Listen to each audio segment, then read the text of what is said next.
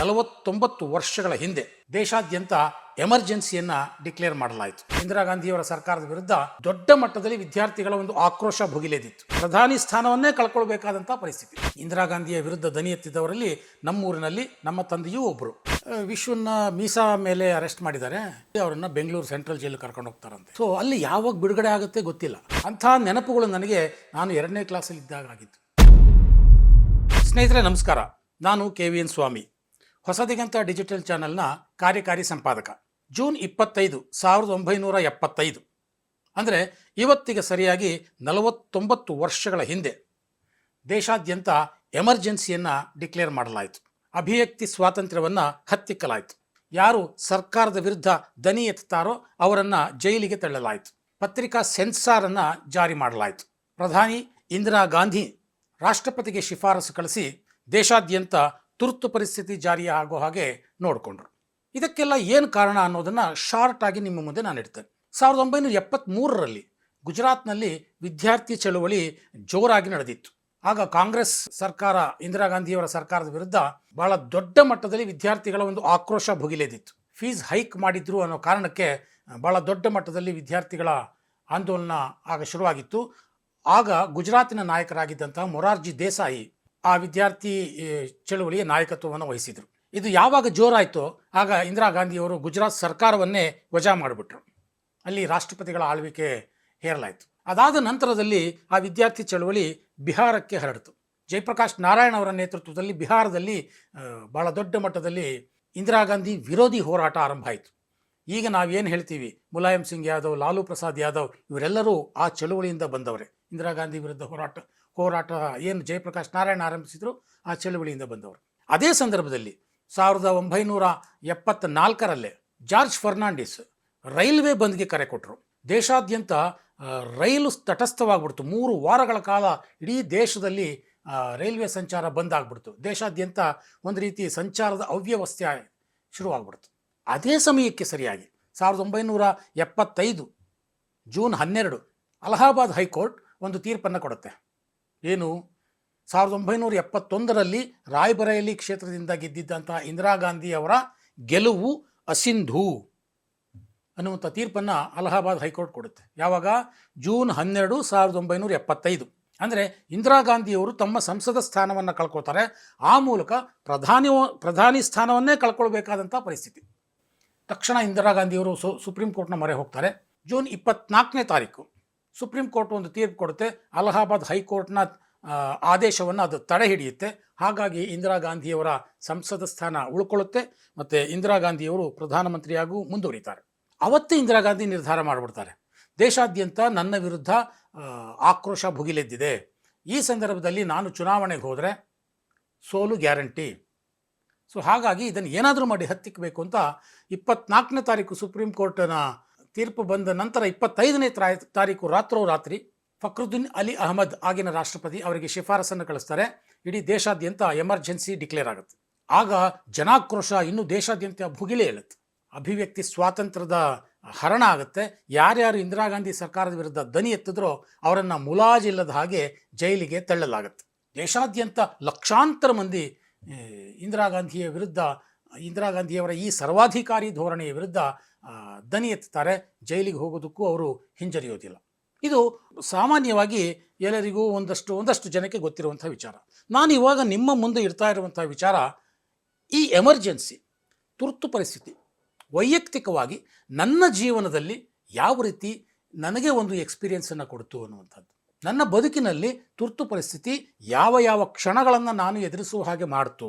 ನಾನಾಗಿನೂ ಚಿಕ್ಕವನು, 2ನೇ ಕ್ಲಾಸು. ನೋಡಿ, ಕೆಲವೊಂದು ನೆನಪುಗಳು, ತೀರಾ ಇತ್ತೀಚಿನ ಕೆಲವು ನೆನಪುಗಳು ಮರೆತು ಹೋಗ್ಬೋದು, ಆದರೆ ಕೆಲವು ಗಾಢವಾಗಿ ಪ್ರಭಾವ ಬೀರಿದ್ದಂತಹ ಕೆಲವು ನೆನಪುಗಳು ಮಾತ್ರ ಯಾವತ್ತೂ ನಮ್ಮ ಮನಸ್ಸಿನಿಂದ ಮಾಸಿ ಹೋಗೋದಿಲ್ಲ. ಅಂಥ ನೆನಪುಗಳು ನನಗೆ ನಾನು 2ನೇ ಕ್ಲಾಸಲ್ಲಿ ಇದ್ದಾಗ ಆಗಿತ್ತು. 1974-75ರ ಸಮಯ ಅದು. ನಾನು ಚಿಕ್ಕ ಹುಡುಗ. ನಮ್ಮ ತಂದೆ ತುರ್ತು ಪರಿಸ್ಥಿತಿ ಹೇರಿಕೆಗೂ ಮುನ್ನ ಇಂದಿರಾ ಗಾಂಧಿಯ ವಿರುದ್ಧ ದನಿ ಎತ್ತಿದವರಲ್ಲಿ ನಮ್ಮೂರಿನಲ್ಲಿ ನಮ್ಮ ತಂದೆಯೂ ಒಬ್ಬರು. ಅವರಂತೆ ಹಲವಾರು ಜನ ಇದ್ದರು. ಆಗ ಇಂದಿರಾ ಗಾಂಧಿಯವರ ವಿರುದ್ಧ ಹೋರಾಟ ಯಾವಾಗ ಜಾಸ್ತಿ ಆಯಿತೋ, ನಾನು ಆಗಲೇ ಹೇಳಿದಾಗೆ ಜೂನ್ 25ನೇ ತಾರೀಕು ತುರ್ತು ಪರಿಸ್ಥಿತಿಯನ್ನು ಹೇರಲಾಯಿತು. ಆಗ ನಮ್ಮ ತಂದೆಯವರನ್ನು ಸಹ ಅಲ್ಲಿ ಜೈಲಿಗೆ ಹಾಕಲಾಯಿತು. ವಿಚಾರಣೆ ನಡೆಯುವಂಥದ್ದು ಏನೋ ಆಗೋದು, ಮತ್ತೆ ಅವರನ್ನು ಬಿಡುಗಡೆ ಮಾಡೋರು. ಬಿಡುಗಡೆ ಮಾಡಿದ ನಂತರ ಮತ್ತೆ ಹೋರಾಟ ಶುರು ಮಾಡೋರು. ಮತ್ತೆ ಇಂದಿರಾ ಗಾಂಧಿಗೆ ಧಿಕ್ಕಾರ ಅನ್ನೋರು. ನಮ್ಗೆ ಅವಾಗ ಗೊತ್ತಾಗ್ತಿದ್ದು, ನಾನು ಚಿಕ್ಕ ಹುಡುಗ ಆಗಿದ್ದಾಗ ಇಂದಿರಾ ಗಾಂಧಿಗೆ ಧಿಕ್ಕಾರ ಅಂದರೆ ಜೈಲಿಗೆ ಹಾಕ್ತಾರೆ. ಸೊ ಅಲ್ಲಿ ನಮ್ಮೂರಿನಲ್ಲಿ ಒಂದು ಅರಳಿಕಟ್ಟೆ ಅಂತ ಒಂದಿದೆ, ಅಲ್ಲಿ ಹೋಗಿ ನಿಂತ್ಕೊಂಡ್ರೆ ಅಲ್ಲಿ ಎಲ್ಲ ಜನ ಸೇರುವಂಥ ಜಾಗ. ಅಲ್ಲಿ ಹೋಗಿ ನಿಂತ್ಕೊಳ್ಳೋದು, ಒಂದು 4 ಜನ ನಮ್ಮ ತಂದೆನೂ ಸೇರಿದಾಗೆ ಅಲ್ಲಿನ ಹಲವಾರು ಜನ, ಒಂದು 10-6 ಜನ ಸೇರಿಕೊಳ್ಳೋದು. ಇಂದಿರಾ ಗಾಂಧಿಗೆ ಧಿಕ್ಕಾರ ಅನ್ನೋದು, ಪೊಲೀಸ್ನವ್ರು ಬರೋದು, ಹೊಡೆಯೋದು, 4 ಏಟುಗಳು. ಯಾವ ರೀತಿ ಹೊಡಿತಿದ್ರು ಲಾಠಿ ಏಟುಗಳಲ್ಲಿ ಅಂದರೆ, ನಮಗಿಲ್ಲಿ ನಾವು ಚಿಕ್ಕ ಹುಡುಗರು ನೋಡಿ ಕಿರ್ಚ್ಕೊತಿದ್ವಿ. ನಮ್ಮಮ್ಮ ನನ್ನ ಹಿಂಗೆ ಬಿಗಿಯಾಗಿ ಹಿಡ್ಕೊಳ್ಳೋರು, ಏಯ್ ಹೋಗು ನೀನು ಮನೆಗೆ ಹೋಗು ಅಂತ ದೂರದಲ್ಲಿ ನಿಂತ್ಕೊಂಡು ನಾವು ನೋಡ್ತಾ ಇದ್ವಿ. ಸೊ ಆ ರೀತಿಯಲ್ಲಿ ಹೊಡೆತ ಕೊಡೋರು, ಮತ್ತು ಎಳ್ಕೊಂಡು ಪೊಲೀಸ್ ಸ್ಟೇಷನ್ಗೆ ಹೋಗೋರು. ಸೊ ಪದೇ ಪದೇ ಹೀಗೆ ಆಗ್ತಿದೆಯಲ್ಲ, ಏನು ಮಾಡೋದು? ಪೊಲೀಸ್ನವರಿಂದ ತಪ್ಪಿಸ್ಕೊಂಡು ಹೋರಾಟದ ನೆಟ್ವರ್ಕನ್ನು ಬೆಳೆಸಬೇಕು ಅಂತ ಏನು ಮಾಡಿದ್ರು? ಆಗ ಪೊಲೀಸ್ನವ್ರಿಗೆ ಸಿಗದಲ್ಲೇ ನೆಟ್ವರ್ಕನ್ನು ಬೆಳೆಸಬೇಕು, ಒಂದು ಹೋರಾಟವನ್ನು ರೂಪಿಸಬೇಕು ಅಂತ ಒಂದು ನಿರ್ಧಾರ ಆಯಿತು. ಆಗ ತಲೆಮರೆಸ್ಕೊಂಡು ಓಡಾಡುವಂಥ ಒಂದು ಚಟುವಟಿಕೆಗಳು ಆರಂಭವಾದವು. ನಮ್ಮೂರಿನಲ್ಲೂ ಸಹ ನಮ್ಮ ತಂದೆನೂ ಸೇರುತ್ತೆ, ಹಲವಾರು ಜನ ವೇಷ ಮರೆಸ್ಕೊಂಡು ಓಡಾಡೋದು. ನಮ್ಮ ತಂದೆ ಹತ್ರನೂ ಯಾವುದೋ ಹಳೆಯ ಕೋಟ್ ಇತ್ತು, ಅದನ್ನು ಹಾಕೊಳ್ಳೋದು, ಯಾವುದೋ ಮೀಸೆ ಅಂಟಿಸ್ಕೊಳ್ಳೋದು, ಬೇರೆ ಬೇರೆ ಥರ ಟೋಪಿ ಇಟ್ಕೊಳ್ಳೋದು. ಪೊಲೀಸ್ನವ್ರು ಬಂದರೆ ಅವ್ರು ಎದುರುಗಡೆ ತಪ್ಪಿಸ್ಕೊಳ್ಳೋದು. ಒಂದು ಸಲ ಪೊಲೀಸ್ನವ್ರು ಗೊತ್ತಾಗ್ಬಿಡ್ತು, ತಕ್ಷಣ ಅಟ್ಟಿಸ್ಕೊಂಡು ಬಂದರು. ನಮ್ಮ ತಂದೆ ಓಡಿ ಹೋಗಿ ಯಾವುದೋ ಒಂದು ಯಾರ್ದೋ ಮನೆ ಅಟ್ಟದ ಮೇಲೆ ಕೂತ್ಕೊಂಡು, ಅಲ್ಲಿಂದ ಆಮೇಲೆ ಇನ್ನೇನೋ ಅಲ್ಲಿದ್ದಂಥ ಯಾವುದೋ ವಸ್ತುಗಳನ್ನು ಹಾಕ್ಕೊಂಡು, ಒಂದು ತಲೆಗೊಂದು ಟವಲ್ ಸುತ್ತಕೊಂಡು ಪೊಲೀಸ್ನವ್ರ ಮುಂದೆನೇ ತಪ್ಪಿಸ್ಕೊಂಡು ಹೋದರು. ಸೊ ಈ ಥರದ ಘಟನೆಗಳು ನನಗೆ ತುಂಬ ಚೆನ್ನಾಗಿ ನೆನಪಿನಲ್ಲಿ ಉಳಿಯುವಂಥದ್ದು. ಸೊ ಆವಾಗ ಏನು ಮಾಡ್ತಿದ್ರು ಅಂತಂದರೆ, ಇಂದಿರಾ ಗಾಂಧಿಗೆ ಧಿಕ್ಕಾರ ಅನ್ನೋದು, ಜೈಲಿಗೆ ಹೋಗೋದು, ಅವರನ್ನು ಕೋರ್ಟ್ ಮುಂದೆ ಪ್ರೊಡ್ಯೂಸ್ ಮಾಡೋರು, ಮತ್ತೆ ಬಿಡುಗಡೆ ಮಾಡೋರು, ಹೀಗೆ ನಡೀತಾನೆ ಇತ್ತು. ಪೊಲೀಸ್ ಸ್ಟೇಷನ್ನಿಂದ ಕೋರ್ಟ್ಗೆ ಜೀಪ್ನಲ್ಲಿ ಕರ್ಕೊಂಡು ಹೋದರೆ ಅವಾಗ ಯಾರು ಬೇಡ ಅಂತಿದ್ರು. ಇಲ್ಲ ನಾವು ನಡ್ಕೊಂಡೇ ಹೋಗ್ತೀವಿ ಅನ್ನುವಂಥ ಒಂದು ವಾದವನ್ನು ಮಂಡಿಸ್ತಾಯಿದ್ರು. ಯಾಕೆ ನಡ್ಕೊಂಡು ಹೋಗ್ತಿದ್ರು ಅಂತಂದರೆ, ನಡ್ಕೊಂಡು ಇಲ್ಲಿಂದ ಅಲ್ಲಿ ನಮ್ಮೂರಿನಲ್ಲಿ ಪೊಲೀಸ್ ಸ್ಟೇಷನಿಂದ ಕೋರ್ಟು ಅಂದರೆ ಸುಮಾರು ಒಂದು 2 ಕಿಲೋಮೀಟ್ರ್ ಆಗುತ್ತೆ. ಆ ದಾರಿಯುದ್ದಕ್ಕೂ ಇಂದಿರಾ ಗಾಂಧಿಗೆ ಧಿಕ್ಕಾರ ಅಂತ ಕೂಕ್ಕೊಂಡು ಹೋಗಬೇಕು ಅನ್ನುವಂಥದ್ದು ಅವರ ಒಂದು ಆಸೆ. ಸೊ ಆ ಕಾರಣಕ್ಕೆ ಆ ದಾರಿಯುದ್ದಕ್ಕೂ ಇಂದಿರಾ ಗಾಂಧಿ ಅಂತ ಧಿಕ್ಕಾರ ಅಂತ ಕೂಕ್ಕೊಂಡು ಹೋದರೆ ಜನಬೆಂಬಲ ಒಂದಷ್ಟು ಜಾಸ್ತಿ ಆಗ್ತದೆ, ಜನಗಳಿಗೆ ಒಂದು ಅವೇರ್ನೆಸ್ ಕ್ರಿಯೇಟ್ ಆಗುತ್ತೆ ಅನ್ನುವಂಥ ದೃಷ್ಟಿಯಿಂದ ನಡ್ಕೊಂಡು ಹೋಗುವಾಗೆಲ್ಲ ಇಂದಿರಾ ಗಾಂಧಿಗೆ ಧಿಕ್ಕಾರ ಅನ್ನೋರು. ಅವ್ರು ಆ ಕಡೆ ಭಾಗದಲ್ಲಿ ರಸ್ತೆಯಲ್ಲಿ ಹೋಗ್ತಿದ್ರೆ, ನಾವು ಸಣ್ಣ ಹುಡುಗರು ಈ ಕಡೆ ಭಾಗದಲ್ಲಿ ಅದನ್ನೇ ನೋಡಿಕೊಂಡು ಕೋರ್ಟ್ವರೆಗೂ ಹೋಗ್ತಾಯಿದ್ವಿ. ಇಂದಿರಾ ಗಾಂಧಿಗೆ ಧಿಕ್ಕಾರ ಅಂದಾಗಲೆಲ್ಲ ಪೊಲೀಸ್ನವ್ರು ಹೊಡೆಯೋರು. ಅವ್ರು ಹೊಡೆದಾಗಲೆಲ್ಲ ನಾವು ಅಯ್ಯೋ ನಮಗೆ ಏಟು ಬಿತ್ತೇನೋ ಅಂದ್ಕೊಂಡು ನಾವು ಹಂಗೆ ಮುಂದೆ ಹೋಗ್ತಾಯಿದ್ವಿ, ಚಿಕ್ಕ ಹುಡುಗರು. ನಮ್ಮ ತಾಯಿಗೆ 3ನೇ ಮಗಳು ಹುಟ್ಟಿದಾಗ ಪೊಲೀಸರ ಕಣ್ ತಪ್ಪಿಸಿ ಬಂದು ನಮ್ಮ ತಂದೆ ಮಗುವನ್ನು ಆಸ್ಪತ್ರೆಗೆ ಬಂದು ನೋಡ್ಕೊಂಡು ಹೋಗಿದ್ರು, ನನ್ನ 2ನೇ ತಂಗಿ ಡೆಲಿವರಿಯಲ್ಲಿ. ಅಷ್ಟರ ಮಟ್ಟಿಗೆ ಆ ಎಮರ್ಜೆನ್ಸಿಯ ಕರಾಳ ದಿನಗಳು ನಮ್ಮ ಕುಟುಂಬದ ಮೇಲೆ ಪರಿಣಾಮ ಬೀರಿತ್ತು. ಜೊತೆಗೆ ಒಂದು ದಿನ ರಾತ್ರಿ ನಮ್ಮ ತಾತ ಬಂದು ಹೇಳಿದ್ರು, ನಮ್ಮ ತಂದೆ ಹೆಸರು ವಿಶ್ವೇಶ್ವರಯ್ಯ ಅಂತ, ವಿಶ್ವನ್ನ ಮೀಸಾ ಮೇಲೆ ಅರೆಸ್ಟ್ ಮಾಡಿದ್ದಾರೆ, ಅವನಿಗೆ ಬೆಡ್ಶೀಟು ಇದನ್ನೆಲ್ಲ ಕೊಡಿ, ಅವರನ್ನು ಬೆಂಗಳೂರು ಸೆಂಟ್ರಲ್ ಜೈಲಿಗೆ ಕರ್ಕೊಂಡು ಹೋಗ್ತಾರಂತೆ. ನಾನು ಅವಾಗಲ್ಲೇ ಮನೆಯಲ್ಲಿ ಎಲ್ಲ ಊಟ ಮುಗಿಸಿ ಕೂತಿದ್ವಿ, ರಾತ್ರಿ 9:30 ಅಷ್ಟೊತ್ತಿಗೆ ನಮ್ಮ ತಂದೆನಾಗಲೇ ಅರೆಸ್ಟ್ ಮಾಡಿಬಿಟ್ಟಿದ್ರು ಪೊಲೀಸ್ನವರು. ನಮ್ಮ ತಾಯಿ ಆಗ ಜಸ್ಟ್ ಒಂದು 3 ತಿಂಗಳ ಮಗು, ನನ್ನ ತಂಗಿ, ಅವಳನ್ನು ಎತ್ಕೊಂಡು ಕೂತಿದ್ರು. ಆ ಮಗುನ ಕೂಡ ನಮ್ಮ ತಂದೆ ಸರಿಯಾಗಿ ಆಟ ಆಡ್ಸೋಕೆ ಆಗ್ತಿರಲಿಲ್ಲ, ಯಾಕೆಂದರೆ ತಪ್ಪಿಸ್ಕೊಂಡು ಓಡಾಡೋದು ಅದು ಇದು ನಡೀತಾನೆ ಇತ್ತು. ಸೊ ಆವಾಗ ಅವ್ರಿಗೆ ತಗೊಂಡು ಹೋಗಿ ಕೊಟ್ಟರು ಬೆಡ್ಶೀಟು ಅದು ಇದು ಎಲ್ಲ. ಮೀಸಾ ಕಾಯಿದೆ ಅಂತಂದರೆ ಅದಕ್ಕೆ ನಿಮಗೆ ಬೇಲ್ ಸಿಗಲ್ಲ. ಸೊ ಅಲ್ಲಿ 3 ಜನನ್ನ ನಮ್ಮೂರಿನಿಂದ ಮೀಸಾ ಮೇಲೆ ಜೈಲಿಗೆ ಕಳಿಸಲಾಯಿತು, ಬೆಂಗಳೂರು ಸೆಂಟ್ರಲ್ ಜೈಲಿಗೆ. ಕಳಿಸುವಾಗ ಪೊಲೀಸ್ ಸ್ಟೇಷನ್ನಲ್ಲಿ ಮುಂಭಾಗದಲ್ಲಿ ಸುಮಾರು 1,000 ಜನ ಸೇರಿದರು. ನಮ್ಮ ತಂದೆಯವರೆಲ್ಲ ಅವಾಗ ಒಂಥರ ಹೀರೋಗಳಾಗ್ಬಿಟ್ರು. ಎಲ್ಲರೂ ಇಂದಿರಾ ಗಾಂಧಿಗೆ ಧಿಕ್ಕಾರ ಅಂತ ಸಾವಿರಾರು ಜನ ಕೂಗ್ತಾ ಇದ್ದಾರೆ. ಸಾವಿರಾರು ಜನ ಕೂಗಿದಾಗಲೆಲ್ಲ ಅಲ್ಲಿ ನಮ್ಮ ತಂದೆಯವ್ರಿಗೆ ಏಟು ಬೀಳ್ತಾಯಿತ್ತು. ಅವರು ಪೊಲೀಸ್ ಸ್ಟೇಷನ್ದ ಕರ್ಕೊಂಬಂದು ಪೊಲೀಸ್ ವ್ಯಾನ್ ಒಳಗಡೆ ಕೂರಿಸಿ ಅಲ್ಲಿಂದ ಅವ್ರನ್ನ ಬೆಂಗಳೂರು ಕರ್ಕೊಂಡು ಹೋಗೋದಷ್ಟೇ ಒಂದು 15 ನಿಮಿಷದಲ್ಲಿ ಸಾಕಷ್ಟು ವಧೆಗಳನ್ನ ನಮ್ಮ ತಂದೆಯವ್ರು ತಿಂದಿದ್ರು. ಒಂದು 3 ಜನ, ಕಾ ಬೋರಪ್ಪ ಅಂಥೇಳಿ, ವಿಶ್ವೇಶ್ವರಯ್ಯ ನಮ್ಮ ತಂದೆ, ಮತ್ತು ಶಿವಣ್ಣ ಅಂಥೇಳಿ 3 ಜನ ಅಲ್ಲಿಂದ ಮೀಸಾ ಕರ್ಕೊಂಡು ಹೋದರು. ಸೊ ಅಲ್ಲಿ ಯಾವಾಗ ಬಿಡುಗಡೆ ಆಗುತ್ತೆ ಗೊತ್ತಿಲ್ಲ, ಯಾವಾಗ ವಾಪಸ್ ಬರ್ತಾರೆ. ನಾನು ನಮ್ಮಮ್ಮನ ಕೇಳ್ತಾನೆ ಇರ್ತಿದ್ದೆ, ಯಾವಾಗ ವಾಪಸ್ ಬರ್ತಾರೆ ಅಪ್ಪ, ಅಣ್ಣ ಅಂತ ಕರಿತಿದ್ದೆ. ಇನ್ನೇನು ಬಂದುಬಿಡ್ತಾರೆ ಅಂತ. ಸೊ ಆ ಕ್ಷಣದಲ್ಲಿ ತಂದೆಯ ಅನುಪಸ್ಥಿತಿ ನಮ್ಗೆ ಹೇಗೆ ಕಾಡುತ್ತೆ ನೋಡಿ. ಏನೋ ಒಂದು ಬಿಸ್ಕತ್ ತೊಗೋಬೇಕು ಅಂತನೋ, ಏನೋ ಒಂದು ಚಾಕ್ಲೇಟ್ ತೊಗೋಬೇಕು ಅಂತ. ನಮ್ಮ ತಾಯಿ ಏನು ಅಷ್ಟೇನು ತುಂಬ ಬಡತನ ಅಂತ ಏನಿರಲಿಲ್ಲ, ನಮ್ಮ ತಾಯಿ ಸರ್ಕಾರಿ ಟೀಚರ್ ಆಗಿದ್ದರು. ಆದರೂ ಕೂಡ ಒಂದು ಬಿಸ್ಕತ್ ತೊಗೋಬೇಕು ಅಂದಾಗ ನಮ್ಮ ತಂದೆ ನಾವು ಕೇಳ್ತಾ ಇದ್ವಿ. ಅವರು ತಗೊಳ್ಳೋ ಬಿಸ್ಕತ್ ತೊಗೊಳ್ಳೋಂಥ ದುಡ್ಡು ಕೊಡೋರು, ಒಂದು 10 ಪೈಸಾ 15 ಪೈಸಾ. ನಾನು ಅವಾಗ ನಮ್ಮ ತಂದೆ ಫ್ರೆಂಡ್ಸ್ ಅಂಗಡಿ ಮುಂದೆ ಹೋಗಿ ನಿಂತ್ಕೋತಾ ಇದ್ದೆ, ತಗೊಳ ಅಂತ 10 ಪೈಸಾ ಕೊಡೋರು. ಆವಾಗ ನನಗೊಂದು ರುಚಿ ಕಂಡ್ಕೊಂಬಿಟ್ಟೆ. ನನ್ನ ತಂದೆ ಫ್ರೆಂಡ್ಸ್ ಯಾರ್ಯಾರು ಅಂಗಡಿ ಇದೆ ಅಲ್ಲೆಲ್ಲ ಹೋದರೂ ನನಗೆ 10 ಪೈಸಾ ಸಿಗುತ್ತೆ. ಸೊ ಅದೇ ವಾಡಿಕೆ ಮಾಡಿಕೊಂಡು ಎಲ್ಲ ಅಂಗಡಿಗಳಿಗೆ ಮುಂದೆ ಹೋಗಿ ನಿಂತ್ಕೊಳ್ಳೋದು. ಅವ್ರೇನೋ ಮಾತಾಡೋದು ನಮ್ಮ ತಂದೆ ಬಗ್ಗೆ, ಇವರಪ್ಪ ಅಲ್ಲಿದ್ದಾರಪ್ಪ ಜೈಲಲ್ಲಿದ್ದಾರೆ, ತಗೊಳ 10 ಪೈಸಾ ಅಂತ. ಅದನ್ನು ತಗೊಂಡು ನಾನು ಬಂದು ಇದು ಅಲ್ಲಿ ಇಲ್ಲಿ ಬಿಸ್ಕತ್ ತಿನ್ಕೊಂಡು ಮನೆಗೆ ಬಂದು ಒಂದಿನ ನಮ್ಮ ತಾಯಿಗೆ ಗೊತ್ತಾಗಿ ನನಗೂ ಚೆನ್ನಾಗಿ ಬಾರಿಸಿದ್ರು. ಅದಾದಮೇಲೆ ಅದನ್ನು ನಿಲ್ಲಿಸಿದೆ. ಸೊ ಮೀಸಾದಲ್ಲಿದ್ದಾಗ ನಾವು ನಮ್ಮ ತಂದೆ ನೋಡೋಕ್ಕೆ ಹೋಗ್ತಿದ್ವಿ ಸೆಂಟ್ರಲ್ ಜೈಲಿಗೆ. ಅಂದರೆ ತಿಪ್ಪೂರಿಂದ ಇಲ್ಲಿಗೆ ಬರ್ತಿದ್ವಿ. ಇಲ್ಲಿ ಸೆಂಟ್ರಲ್ ಜೈಲು, ಹಳೆ ಸೆಂಟ್ರಲ್ ಜೈಲು.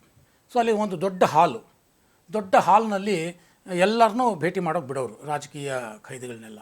ಸೊ ಆಗ ನಾನು ಅಲ್ಲಿ ಇಡೀ ಭಾರತದ ದರ್ಶನವನ್ನು ಮಾಡಿದೆ ಸ್ನೇಹಿತರೆ. ಅಟಲ್ ಬಿಹಾರಿ ವಾಜಪೇಯಿ, ಲಾಲ್ ಕೃಷ್ಣ ಅಡ್ವಾಣಿ, ಜಾರ್ಜ್ ಫರ್ನಾಂಡಿಸು ಅವರೆಲ್ಲ ಒಂದು ಕಡೆ. ಇನ್ನು ಕರ್ನಾಟಕದ ವಿಚಾರದಲ್ಲಿ ಜೀವರಾಜ್ ಆಳ್ವ, PGR ಸಿಂಧ್ಯಾ ಅವರು, ಎಸ್ ಮಲ್ಲಿಕಾರ್ಜುನಯ್ಯ ಅವರು, ಮತ್ತು ನಮ್ಮ ತಂದೆ ಅವರೆಲ್ಲ ಒಂದು ಪಾರ್ಟು.